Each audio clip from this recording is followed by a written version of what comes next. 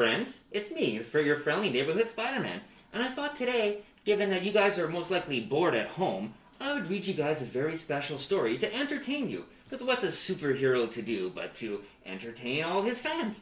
So I thought I'd read you guys a story today about one of my greatest foes, Dr. Octopus.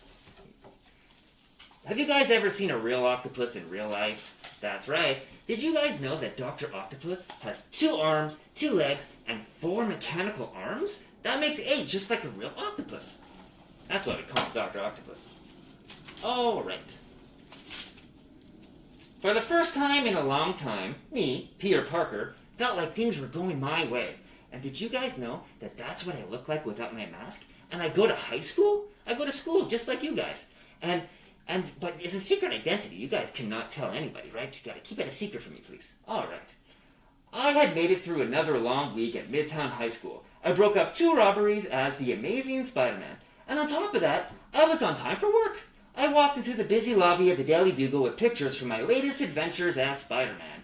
But little did I know, an experiment was happening across town that would change my life forever. An experiment that would create one of my greatest foes. I bet you guys know who that is. In a laboratory uptown, 4 mechanical arms were delicately handling dangerous chemicals. The robotic arms were attached to a giant belt connected to the brilliant scientist, Dr. Octavius. Because of the way the arms looked, he was given the name Dr. Octopus. But no one called him with that when he was around. Dr. Octavius was a brilliant man, but he had a short temper.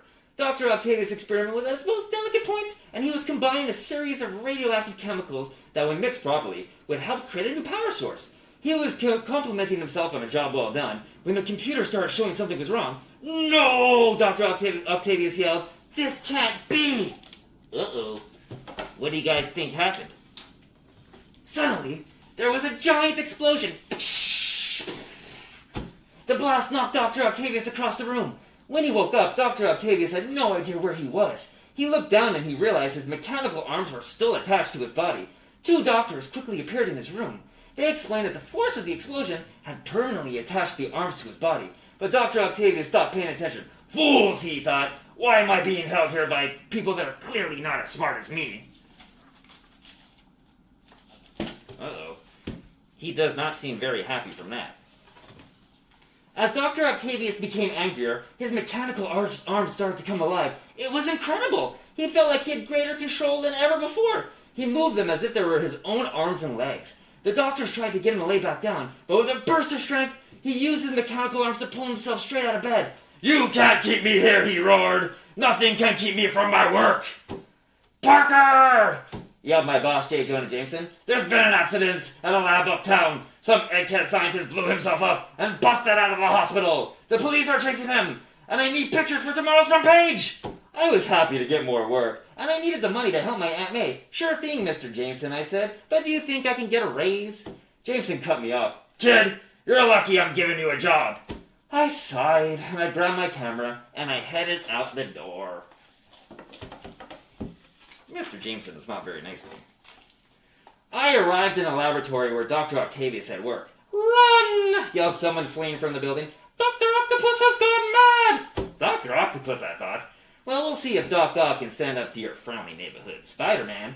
I changed into my Spider-Man costume, and I climbed up the side of the building. Inside, Doc Ock was terrorizing the helpless scientists. "I have to save them," I said to myself, and I only had a few seconds. I burst through the window, startling Doc Ock. The villain whirled around, his arms ready to attack. "Spider-Man!" yelled Doc Ock, picking up a chair with one arm and throwing it at me. "Do you think I'd let a wall-crawler freak stop my genius plan?"